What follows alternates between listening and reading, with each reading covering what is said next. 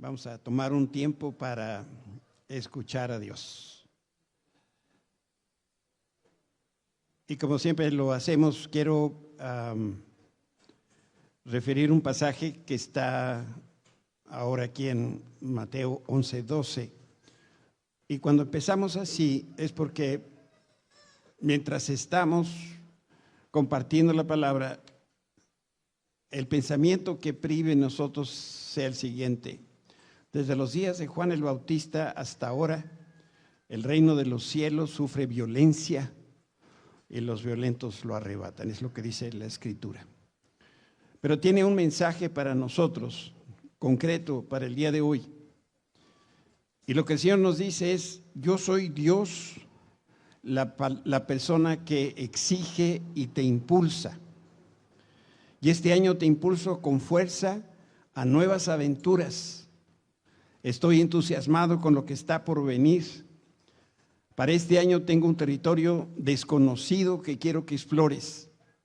Mi reino no se beneficia ni avanza por las personas que fluctúan. Mi reino no avanza por las personas que permanecen sentadas, ni por aquellas que están distanciadas, ni por las que están de brazos cruzados y en la última fila. A lo largo de los años muchas veces has escuchado mi invitación a unirte a mí, a una aventura de fe, pero realmente no has experimentado lo que es explorar lo desconocido en mi compañía. Esta vez escucha la invitación. Te estoy llamando a una verdadera aventura de territorios nuevos que no has explorado. Ven a sentir la emoción de mi presencia manifiesta y déjala que empiece a correr por tus venas.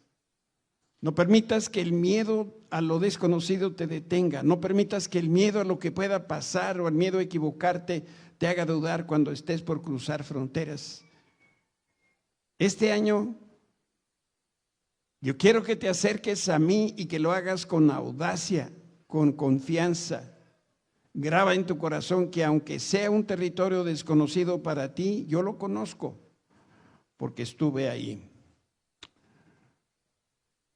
Dios añada bendición a la palabra que hemos hoy leído.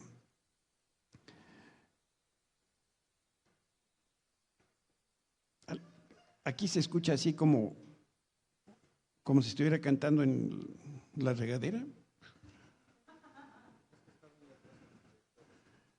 Entonces, de por sí me oigo y luego no tanto. Está muy algo está chueco por aquí. Bueno, si tú eres capaz de ver el mundo espiritual, te darás cuenta que existen muchos gigantes Goliats. Estos gigantes están de pie y están dispuestos a controlar áreas que son fundamentales en nuestra vida.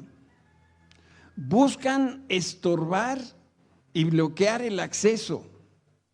Quieren impedir que se cumpla el propósito que Dios trazó para cada uno de nosotros.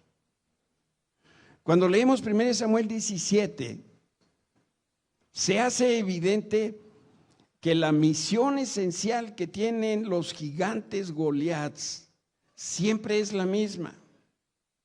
Y lo que buscan es asumir o tomar el control, apropiarse el poder y robar lo que es propiedad de Dios, cosas que Dios nos ha dado a nosotros que somos su pueblo. Un Goliat es un gigante. Su poder no viene de Dios, sino que viene del destructor, viene de Satanás, y representa una estructura demoníaca que es poderosa y amenazadora. Hemos estado hablando a través de varios domingos acerca de lo que es la lucha de David y Goliat. A mí me hubiera gustado tanto que de niño me hubieran explicado más allá de lo que es la propia historia verídica de la lucha entre el gigante y David.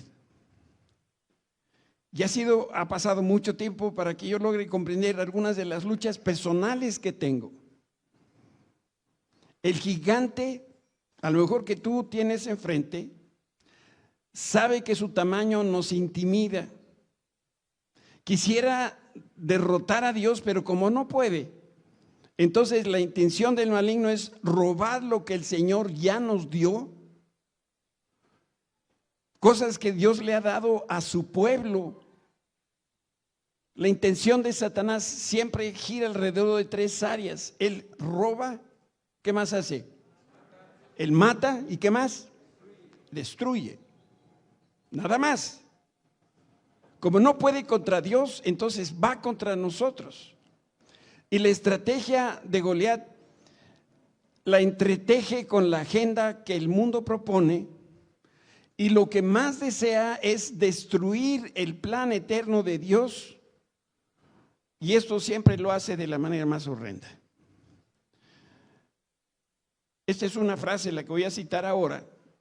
Esto es como estar viviendo en el mejor de los tiempos, y el mejor de los tiempos es cuando nosotros estamos en el plan de Dios, y de manera simultánea estar viviendo en el peor de los tiempos, que es en la guerra espiritual. No es una ni la otra, son las dos a la vez. Eso es lo que vive el creyente en Jesucristo. Victoria, el plan de Dios en nuestra vida, y al mismo tiempo el ataque de Satanás para que eso no suceda. Tú y yo, que somos la iglesia, tenemos muchos Goliaths que vencer, y estos quieren impedir que lleguemos a la meta que Dios trazó para cada uno de nosotros. Las áreas donde esto se lleva a cabo está principalmente en la mente. Y pongo algunas a modo de ilustración: violencia, inmoralidad, abuso, la pobreza, la enfermedad, la ausencia de autoridad, la rebeldía, las adicciones, la homosexualidad, matrimonios rotos, hogares disfuncionales, y etcétera, etcétera, etcétera. Yo no sé cuál es tu gigante personal o gigantes personales, pero está seguramente en estas áreas de nuestra vida. Por eso, al hablar de Goliat, tú tienes que decir presente. Digo, no porque eres Goliat, sino porque esta cosa te incumbe, porque estás luchando seguramente con algo. Cada Goliat demanda un David. Y el verdadero corazón de este asunto es: ¿a quién nos vamos a inclinar? ¿A quién vamos nosotros a adorar? La adoración es una realidad muy sencilla, porque se necesita un dueño o un patrón y un siervo. Y la pregunta que todos debemos contestar es: ¿le voy a servir a Goliat o le voy a servir a Dios? No hay una tercera opción. Piensa, por ejemplo, que tienes hijos rebeldes. Ese es un Goliat. ¿Cuál es la alternativa?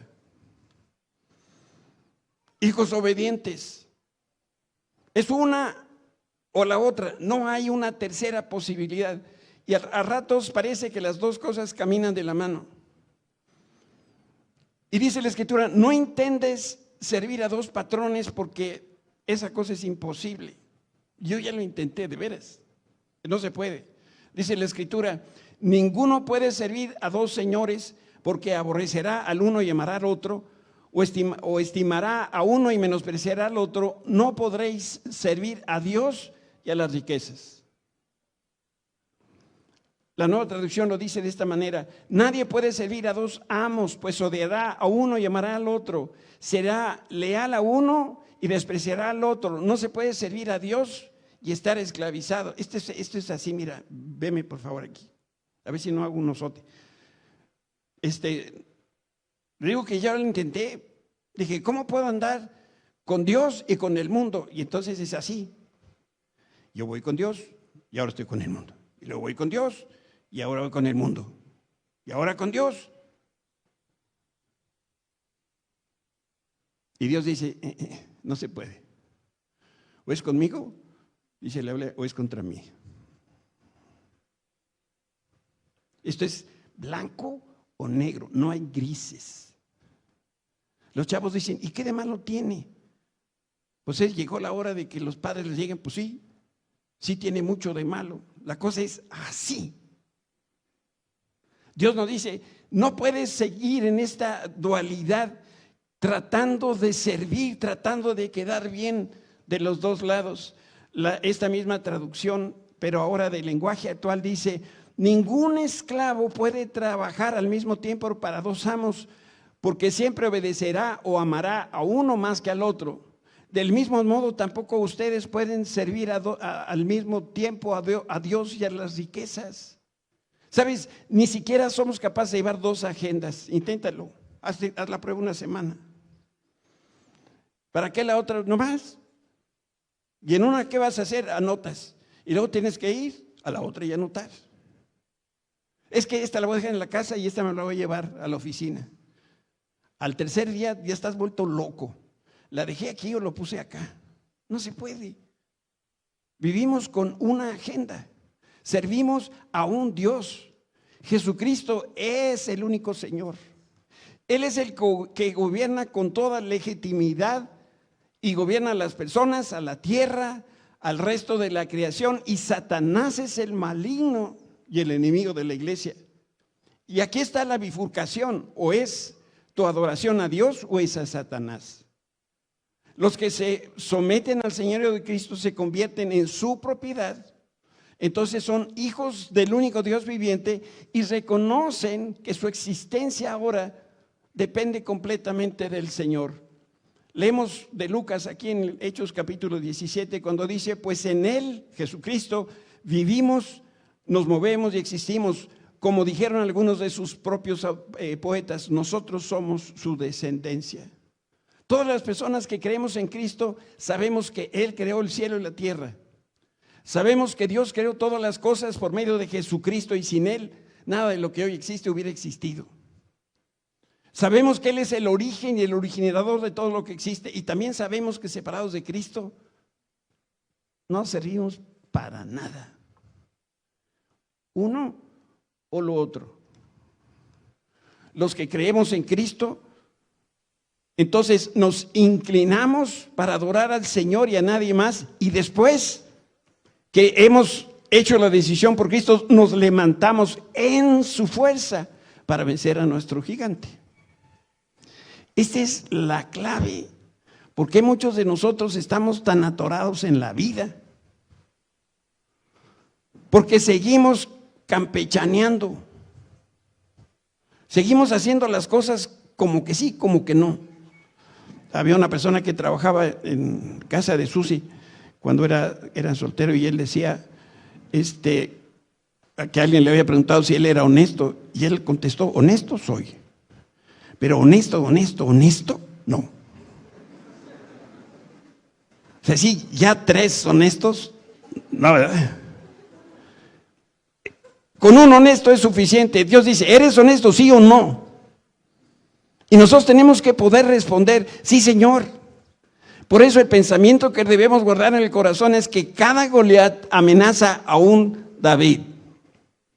Y Dios quiere que entendamos que tu Goliat y mi Goliat pueden ser derrotados si el Señor nos dio la salvación, si el Espíritu Santo nos ha ungido.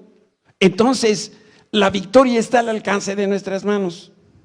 Por eso cada Goliat amenaza a un David, y cada David debe derrotar a un Goliat. Yo no puedo ir a vencer a tu Goliat. Tú tampoco puedes ayudarme a vencer el mío. ¿Qué era lo que hacía que David fuera tan especial? ¿O qué calificaciones únicas tenía David? Mira, por desobediencia, Saúl perdió la unción de Dios y también perdió el reino. Después el Señor le dijo a Samuel el profeta, le dio un mensaje muy importante, y el resultado de esta palabra profética produjo un cambio en la vida del pueblo de Israel de 180 grados. Vamos a leer este pasaje. Es un poquito extenso, pero yo sé que ustedes conservan aquí la idea central. Ahora bien, el Señor le dijo a Samuel: ya has hecho suficiente duelo por Saúl. El profeta amaba a Saúl. Saúl hizo de su vida una cosa horrorosa, y Dios le dice: ¿hasta cuándo vas a seguir llorando por este hombre? Y Dios le dice, lo he rechazado como rey de Israel, así que llena tu frasco con aceite de oliva y ve a Belén. Busca un hombre llamado Isaí que vive ahí, porque he elegido a uno de sus hijos para que sea mi rey. En la Reina Valera me gusta más que dice, me he provisto de rey. Pero Samuel le preguntó, ¿cómo puedo hacerlo? Si Saúl llega a enterarse me matará. Lleva contigo una novilla, le contestó el Señor, y di que has venido para ofrecer un sacrificio al Señor. Invita a Isaí al sacrificio y te mostraré a cuál de sus hijos ungirás para mí. Así que Samuel hizo como el Señor le indicó. Cuando llegó a Belén, los ancianos del pueblo salieron a su encuentro temblando de miedo. ¿Qué pasa?, le preguntaron. Es que cada vez que se aparecía el profeta, es como que se aparece el pastor, ¿verdad? Pero yo no me aparezco en tu casa, yo nomás tengo monitores de televisión, escondidos. Pero se acercaba el profeta y decían, híjole, como cuando te llamaban de la dirección.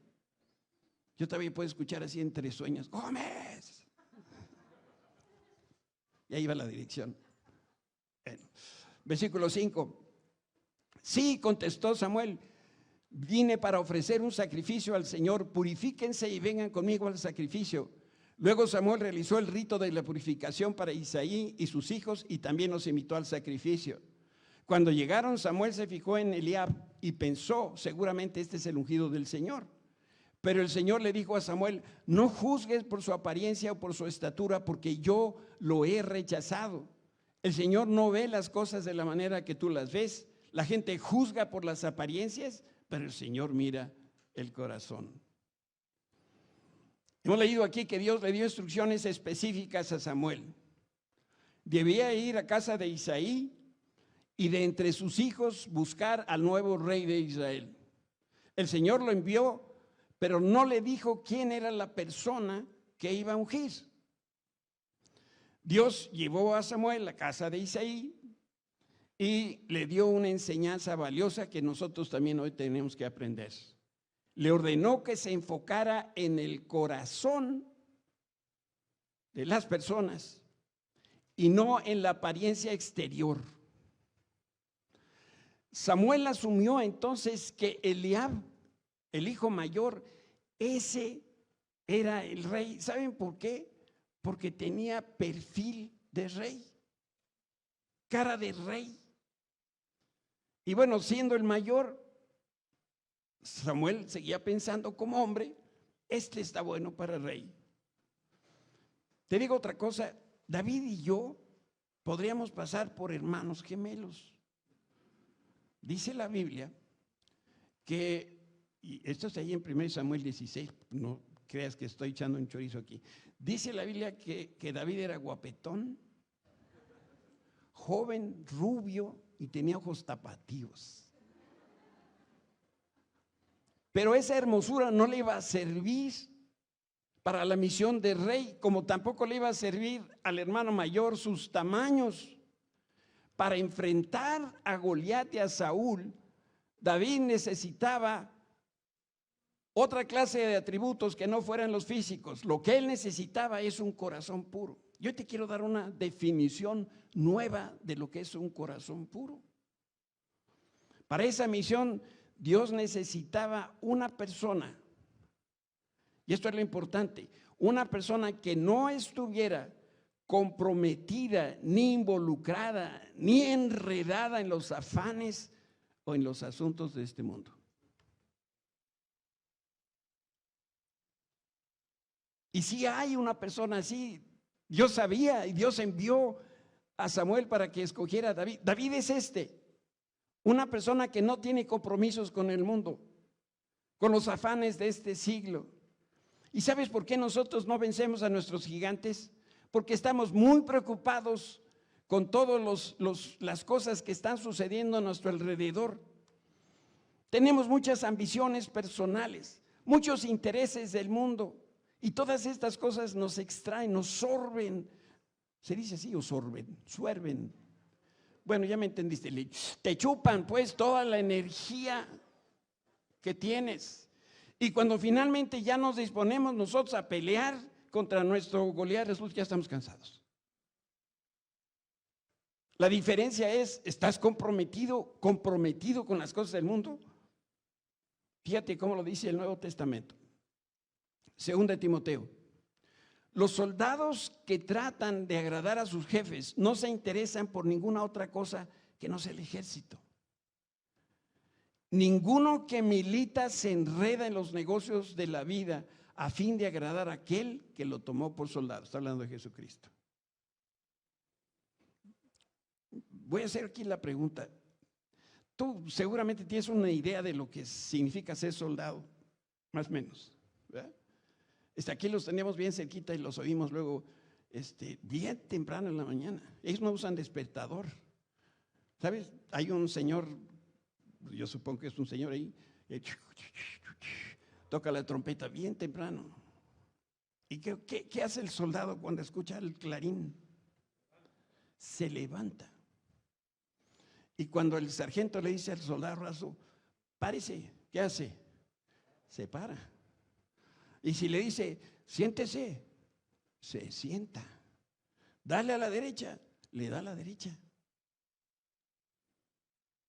¿Qué pasa si el sargento le dice al soldado, váyase corriendo? Y el otro dice, estoy cansado, me voy caminando. No puede. Por eso dice la Biblia, no se interesan por ninguna otra cosa que no sea el ejército. La guerra que tú y yo estamos peleando es una ocupación de tiempo completo. Y si no es, lo debería ser. Pero si tu trabajo, si tus intereses te alejan, te distraen de la batalla, entonces no te sorprenda que el enemigo lo aproveche, porque tú estás muy preocupado en lo que son tus prioridades. Y para muchos de nosotros la prioridad número uno es la lana. Dice la Biblia, ten cuidado porque el amor al dinero es terrible. Y alguno cree que cuando la Biblia dice de amar al dinero son aquellas personas que tienen mucho dinero. No, yo conozco gente que está muerta de hambre, que tiene amor por el dinero que no tiene. En lo único que piensa es cuánto vale. ¿Cómo le hago? ¿Cómo consigo más? Samuel inspeccionó, como en el ejército, pasó revista a los 7 primeros hijos de Isaí, y después de ir examinando uno por uno, supo que ninguno de ellos era lo que el Señor había escogido. Y entonces el profeta le pregunta a Isaí, Isaí, ¿tienes otro hijo? Y vean el amor de los padres, ¿no? Pues aquí uno, yo creo que sí. ¿No tienes otro? Ah, sí, hay uno que está cuidando las vacas, eran becerros. Y entonces llamaron a David, y el Señor en ese momento lo levantó, lo ungió y lo consagró como rey. No sé si me pueden mover un poquitito el proyector, un pelito, porque no veo los números. ¿Sabes? David era el hijo número 8. Esta mañana bautizamos a alguien que era no sé qué, de 11 hermanos. Yo pensé que ya no había de esas familias tan grandotas. Resulta que David era el hijo número 8. Y uno de los significados del número 8 es nuevos principios. Graba esto. El número 8 es un símbolo de eternidad. Simboliza lo infinito e implica que algo bueno va a perdurar. Así que el número en la secuencia del nacimiento de los hijos de Isaí era muy importante. No fue el primero, el primogénito, fue el número 8. Iba a preguntar si aquí hay algún hijo número 8. No, ¿verdad? Ya somos, ¿sí? ¡Wow! ¡Qué bendición! Tantos hermanos. Con David, Dios dio un principio nuevo y también hizo un reino nuevo. Y para poder llevar a cabo sus planes, los propósitos del Señor, Él iba a necesitar una persona con un corazón puro, con un corazón nuevo, con un espíritu nuevo. Y este hombre tan especial entraría al campo de la guerra que tenía frente a él y la iba a conquistar. También iba a gobernar sobre las cosas nuevas que Dios haría, y lo que es todavía más importante es que David sería una sombra o un tipo del nuevo rey que vendría a la tierra a gobernar, y ese es Jesucristo. Y el chico, David era un chico de 17 años o algo así, andaba cuidando las ovejas, totalmente desconociendo los planes de Dios hasta ese momento. Dice la Escritura que al estar David de pie entre sus hermanos, Samuel tomó el frasco de aceite de oliva que había traído y ungió a David con el aceite. Y el Espíritu del Señor vino con gran poder sobre David a partir de ese día. A partir de ese día. Y luego Samuel regresó a Ramá. ¿Saben ustedes qué hizo David después que fue ungido como rey? ¿Saben qué hizo? Se regresó con las ovejas. Déjame decirte que el reino de Cristo no es temporal, es eterno. Y este reino se hace realidad en nosotros cuando dejamos nuestras prioridades, nuestros afanes, nuestras tareas y nos enfocamos en Él. Hoy el Señor está ungiendo a hombres y mujeres, pero no los escoge por sus calificaciones o por sus cualidades externas, sino por el corazón que cada uno de nosotros tenemos. Y Dios necesita hombres y mujeres con un corazón puro, personas que puedan gobernar con Él y que también puedan derrotar a los Goliats.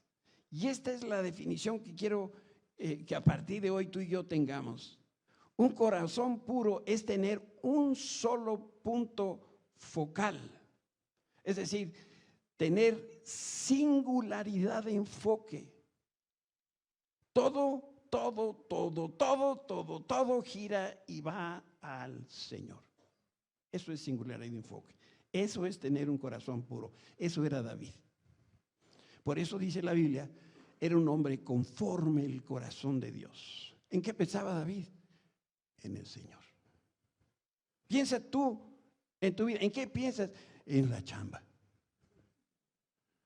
Imagínate nada más, vaya comparación. Es que no me alcanza, viene el abonero y no tengo para darle para el abono de esta semana. Ahí está tu preocupación. Quiero decirte también que no hay Davides sin pecado. El David de la Biblia era un guerrero, pero tenía muchos defectos.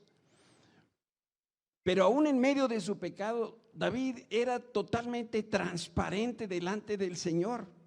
Y aquí nosotros podemos aprender lo siguiente: cuando David pecaba, no fingía que todo estaba bien. Tampoco negaba que lo que había hecho mal, lo había hecho él.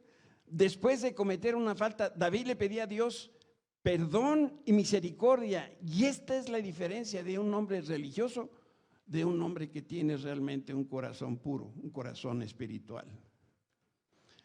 Los guerreros de Dios que somos tú y yo nos tenemos que parecer a Jesucristo.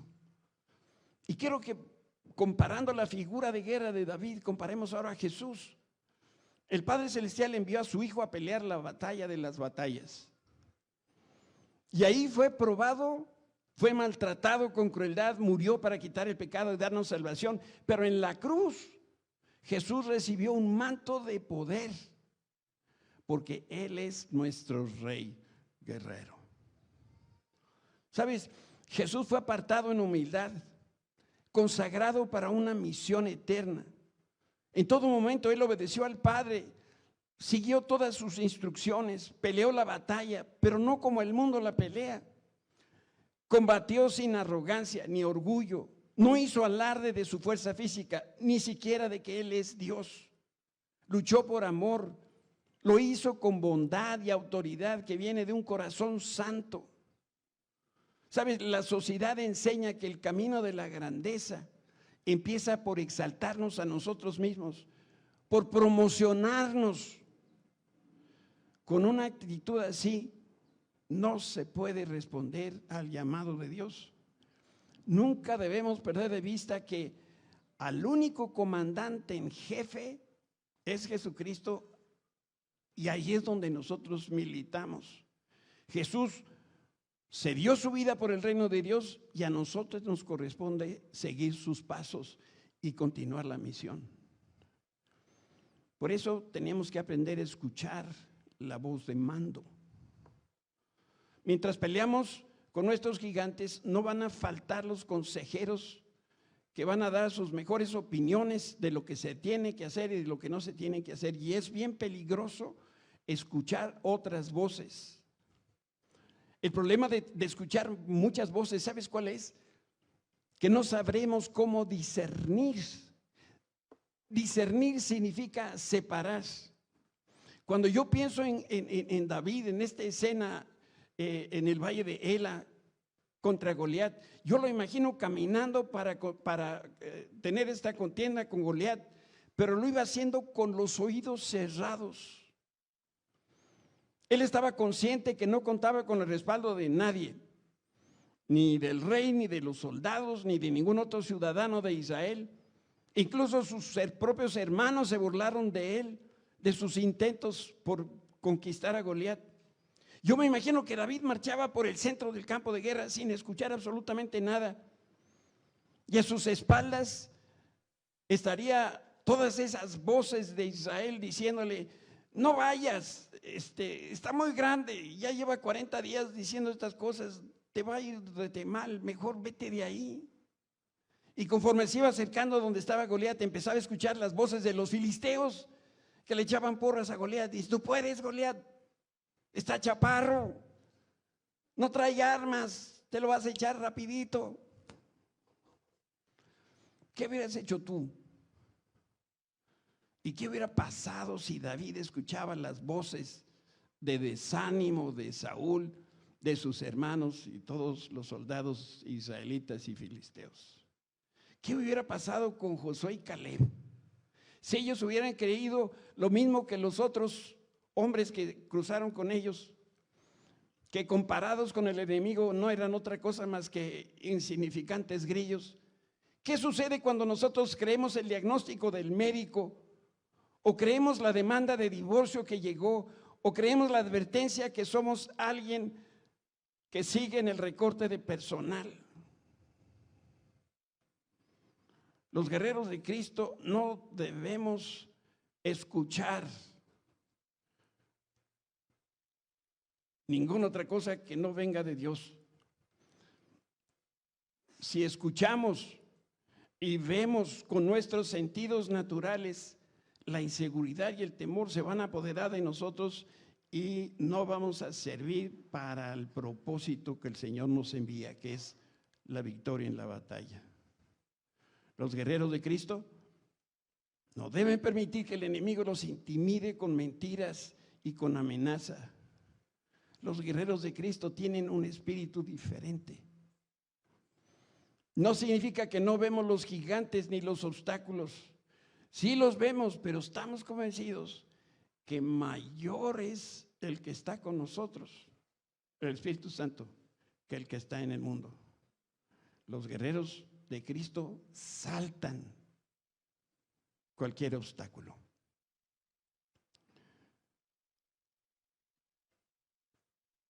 Tú y yo hemos sido llamados por Dios.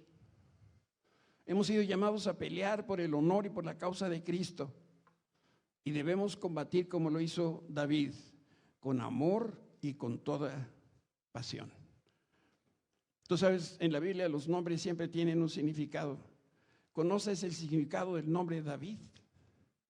David significa amoroso, pero también significa ardiente al punto de ebullición. No por su mal carácter. David era apasionado. Todo lo que hizo, lo hizo con ímpetu, con emoción, con entusiasmo, con amor, con intención profundo. David se abandonó a sí mismo a la voluntad de Dios. David fue levantado a la posición más alta para desde ahí liberar a los enemigos de Israel. Muchas veces se enfrentó peligros y la muerte, pero el corazón de David estaba entretejido con el corazón de Dios. Por eso él fue quien avanzó la causa de Cristo en ese valle de Ela.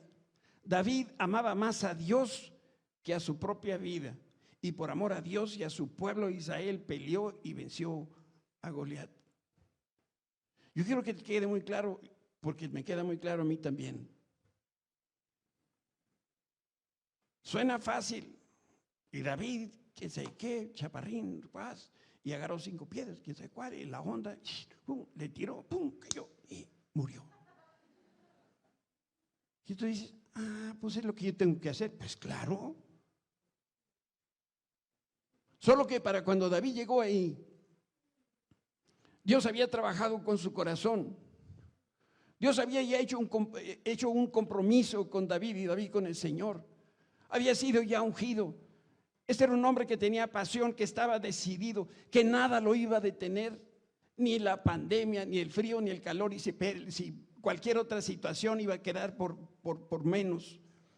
Quiero leerte algo que nos habla de una visión que tuvo Juan en la isla de Patmos. Juan, este es el discípulo amado, dice: entonces hubo una guerra en el cielo. Miguel y sus ángeles lucharon contra el dragón y sus ángeles. El dragón perdió la batalla y él y sus ángeles fueron expulsados del cielo. Este gran dragón, la serpiente antigua llamado el diablo Satanás, el que engaña al mundo entero, fue lanzado a la tierra junto con todos sus ángeles. Luego una fuerte voz que resonaba por todo el cielo: por fin ha llegado la salvación y el poder, el reino de nuestro Dios y la autoridad de Cristo. Pero el acusador de nuestros hermanos, el que nos acusa delante de nuestro Dios de día y de noche, ellos, hablando de nosotros como los hermanos, lo han visto por medio de la sangre del Cordero y por el testimonio que dieron. Y no amaron tanto la vida como para tenerle miedo a la muerte. Por lo tanto, alégrense, oh cielos, y alégrense ustedes los que viven en los cielos, pero el terror vendrá sobre la tierra y el mar, pues el diablo ha descendido a ustedes con gran furia, porque sabe que le queda poco tiempo. La lucha que nosotros tenemos es espiritual principalmente, también es física. Cuando tú y yo peleamos con nuestros Goliats, lo tenemos que hacer a la manera de Dios, no a la nuestra. Debemos contender con firmeza.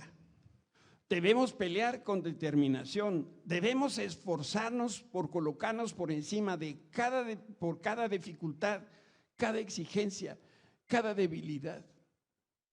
Y también debemos pelear con nuestros labios.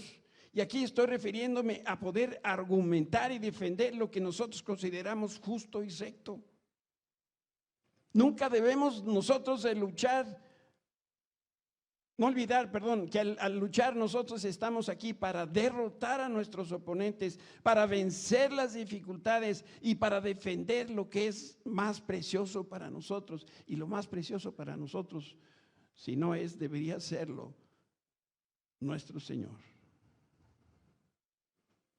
Una y otra vez de esta guerra de la que hemos hablado ya varios domingos, nos regresa al Señor. Nuestras propias luchas. Dice la Escritura: ama al Señor tu Dios con todo tu corazón, con toda tu alma, con todas tus fuerzas. ¿Entiendes esto?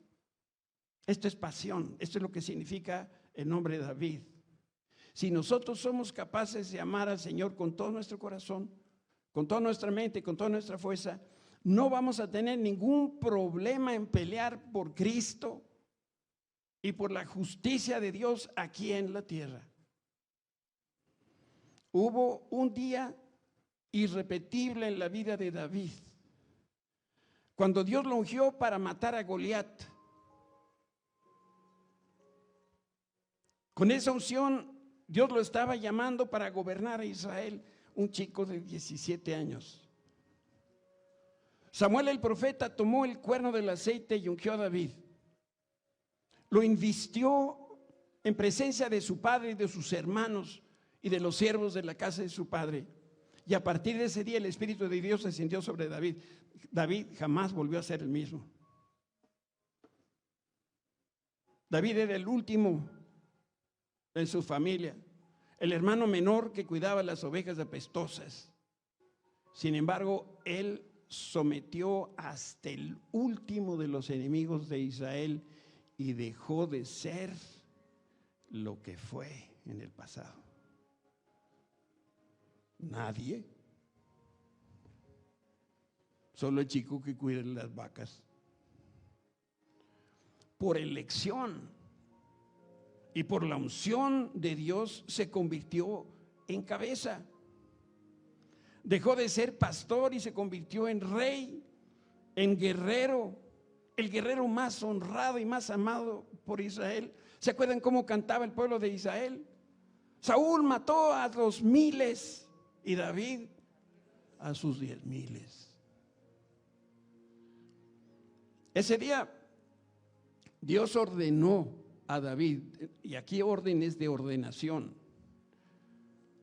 ¿Se han visto todavía en Inglaterra, por allá, que hay ordenaciones y de pronto la reina le da una investidura especial a una persona y entonces si Fanta viviera allá en el Reino Unido y Chabelita tuviera simpatía por ti, entonces te llamaría y entonces te diría: señor Fanta, pase usted por aquí. Y todos ahí en el palacio de Buckingham, o sepa dónde viva, pero allá. Y entonces dice: señor Fanta, venga usted por aquí. Y entonces la reina desenfunda, no, ella trae la espada por aquí. Y entonces le dice: hínquese. Y Fanta se hinca. Y entonces le dice: señor Fanta, a partir de hoy, y le da en la cabeza y luego en los dos hombros, no serás más Fanta, y ahora va a ser Sir Fanta.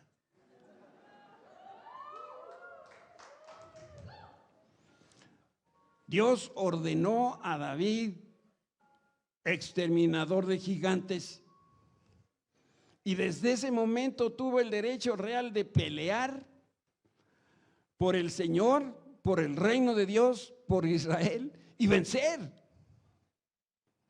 No tiene ningún chiste pelear si no viene la victoria, como tampoco tiene ningún chiste ni ir a trabajar si no ganas buen dinero. ¿No es cierto? Un solo acto portentoso de Dios le dio el conocimiento, la capacidad y la autoridad que David necesitaba.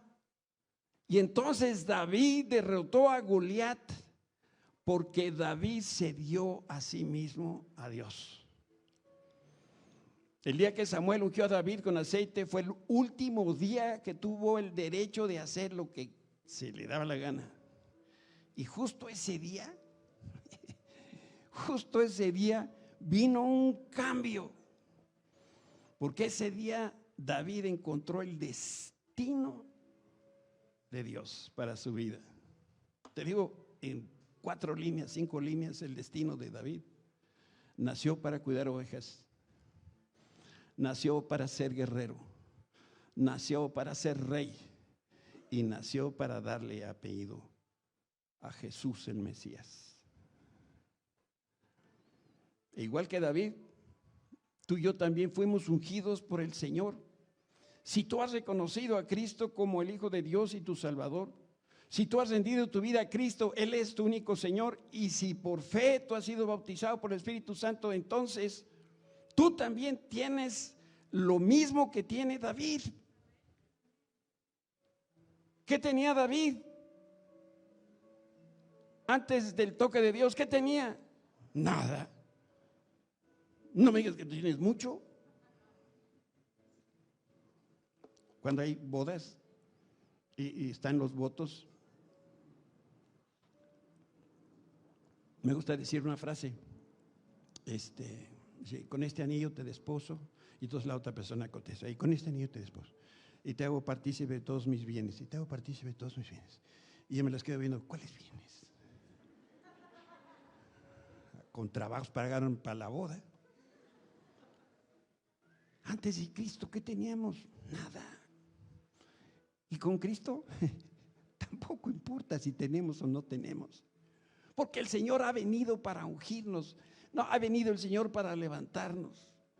Yo te quiero hacer una invitación esta mañana, pero no te levantes si no entiendes lo que te quiero decir. Un día yo estaba,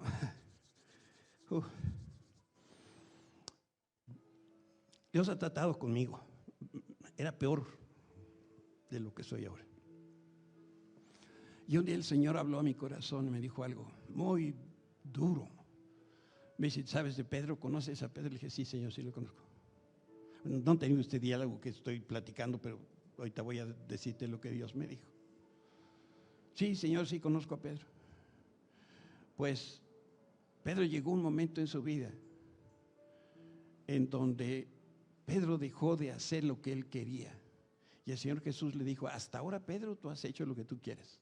Has ido donde tú has querido, pero a partir de ahora te van a llevar de la mano y te van a decir lo que tienes que hacer. Y yo le dije, Señor, ¿y eso qué tiene que ver conmigo? Pues eso, que se está acercando el día en donde ya no vas a hacer lo que tú quieres, sino vas a hacer lo que yo quiero. David aceptó a los 17 años algo que yo fui entendiendo muchos años después, que cuando el Señor te llama, como nos está llamando a cada uno de nosotros a pelear por nuestros gigantes y decimos, sí, Señor, yo le entro, entonces tienes que renunciar a las cosas como tú las venías haciendo, porque a partir de hoy Dios te va a empezar a llevar por donde Él te quiere llevar. No has ganado a tus Goliaths porque lo quieres hacer a tu manera, y tu manera tú ya probaste que no sirve para nada. No has logrado aquellas cosas que tú te proponías hacer. ¿Sabes por qué? Porque lo quieres hacer con tus fuerzas. Y lo que tú hoy necesitas es la unción de Dios. Si tú dejas que el Espíritu Santo venga ahora y te unja cuando te levantes, cuidado, te vas a levantar con el poder.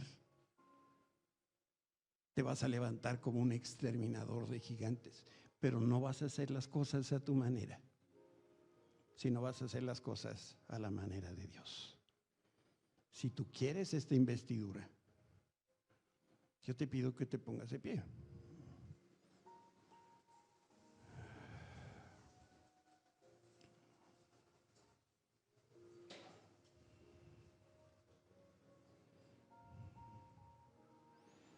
Lo que el Señor quiere oír de ti, de tus labios, es: Señor, yo renuncio. Yo renuncio. Hasta que llegue. De aquí en adelante yo no sé ni qué sigue, pero no es importante que yo sepa, porque tú me llevas. Cierra tus ojos para que no te distraigas. Señor, qué clara es tu palabra. Qué sencillo es todo lo que tú nos dices. Y Señor, te pido perdón por encontrar en mí un corazón testarudo.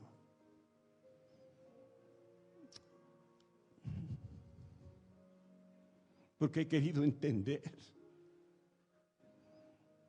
en vez de creer. Porque lo he intentado con mis fuerzas y no en las tuyas. Pero por eso no gano mis batallas.